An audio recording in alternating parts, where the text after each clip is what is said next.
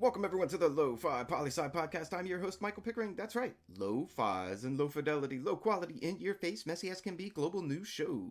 Here we're going to talk about that famous question: what's going on in the world today? We'll be covering 5 headlines from across the globe and then choose one to go into a more detailed analysis. For our third story today, we'll be focusing on the country of the Philippines. It's that lo-fi style country profile. But first, the news fresh off the press. Source: Reuters World News. China Parliament advances Hong Kong security law as tensions with U.S. rise. We're keeping this update brief today because the law has been approved by the Chinese government. They've made their move. Now we wait to see how the people of Hong Kong respond. Something tells me we should keep our eyes open and ears to the ground. A lot's gonna go down. Next up, source: BBC News, World Section. George Floyd, Minnesota sees second night of clashes over death in custody. This week, the tragic death of Mr. Floyd while in police custody has manifested into public outcries for justice. Tuesday, peaceful protests took place. Wednesdays, those protests turned violent, with tear gas going back and forth between police and protesters, some nearby stores being burnt to the ground as well. The implications: Hong Kong isn't the only place where people are protesting, and riots are breaking out as people fight for their rights. We like to think that these things only happen in foreign places, in undemocratic places, in authoritarian regimes. But the fact remains: democratization is always and everywhere an unfinished process. People in the U.S. state of Minnesota right now are fighting for their own rights, and while officials are quickly responding with making inquiries, the people, the real power of a country, are letting their own voices be heard. We'll be watching this story as it develops for sure, Lo-Fi Nation. Moving forward, because now it's time for our country profile of the day on the Philippines. Geography lesson, Lo-Fi Nation. The Philippines is a country of islands, consisting of over 7,500 islands in fact. It lies in the West Pacific Ocean, south of Taiwan, east of Vietnam, and north of Indonesia. The Philippines gained independence in 1946 after World War II ended. The country has a 2018 World Bank GDP per capita of just over $3,000 a year. Freedom House, covering civil liberties and civil rights around the world, giving a score of 0 to 100 on the freedoms in a country, gave the Philippines a 61 out of 100 and a partly free rating, down from 1 point from last year at 62. Reporters Without Borders, ranking 180 countries and territories across the globe via media freedoms, gives the country the ranking of 136 of 180, down 2 places from last year at number 134. And Transparency International, with its rankings of 180 countries and territories across the globe via their Corruption Perception Index, ranks the country at number 113 of the countries listed. The short summary: the country is still young, less than 100 years, and still developing economically and politically. Although politically, perhaps in a direction people may not like. Now, what's been happening in the Philippines lately? Source: ABS-CBN News. For those not familiar, this is a prominent media corporation in the Philippines.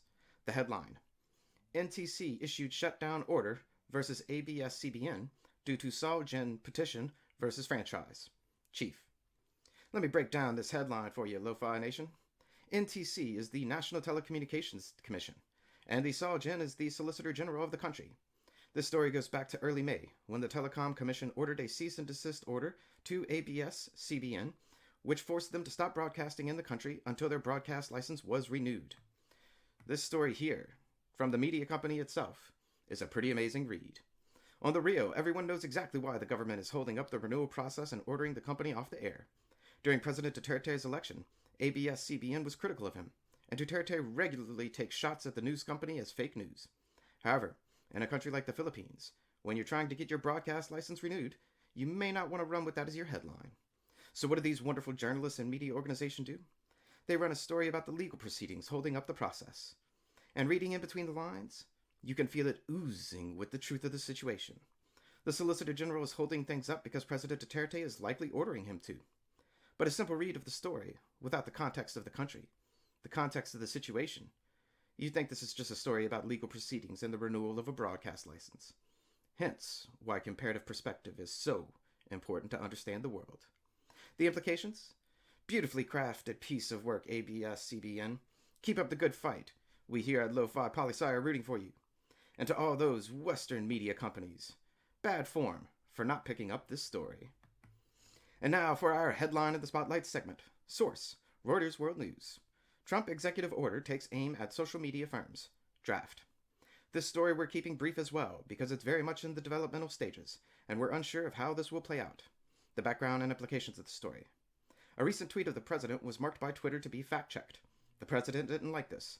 Now it appears the president is going to make an executive order directing the FCC to review its regulations on social media companies that could potentially make the companies themselves liable for any false information that users post, potentially opening up the companies to liable lawsuits. However, it cannot be stated enough. This story is in development, but it's even more important than ever in our daily lives. The internet is still a very young thing, about 30 years young, in fact. As people are still figuring out what it's truly all about, governments everywhere are figuring out how to regulate it. We'll be bringing you updates as this story develops further. And a last piece from AP News Oddities section, because why not? Glazed or jelly? Donuts lure roaming bear into trap. Oh, thank you, Florida. I needed a story like this after the morning's news feed. A bear was roaming around a city in Florida, likely searching for food. The wildlife officials did not want to tranquilize the animal because on large mammals, they sometimes do not work, and the animals run away scared and become a danger to everyone. So naturally, they think, donuts. And of course, it works, because why wouldn't it, right? They lured the bear into a trap, laced with donuts, and safely relocated it to a natural reserve. A question to Lo-Fi Nation. Where do you think they got the donuts from? Was it A, Dunkin' Donuts, B, Krispy Kreme donuts, or C, cheap Walmart donuts because they refuse to spend money on quality donuts for the sake of the bear? And you have 5, 4, 3, 2, 1. And if you said Krispy Kreme donuts, you are correct. Congratulations for knowing the taste preferences of a bear. You can now move throughout your day knowing you're more connected to nature than you really thought. And that's a brief snapshot of what's going on in the world today. Always remember that Lofi Poli Sci is more than just me. It's the we that we be. Please write in with your question, comments, or request of countries for our news segments or top 10 global list you want to see to lofipolisci at planetmail.com. That's lofi, L-O-F-I, poly, P-O-L-I, sci, S-C-I, at planetmail.com. Let me say thank you so much for listening. Stay safe, wash those hands, and I'll see you on the next episode of the Lofi Poli Sci podcast. Pickering, signing off.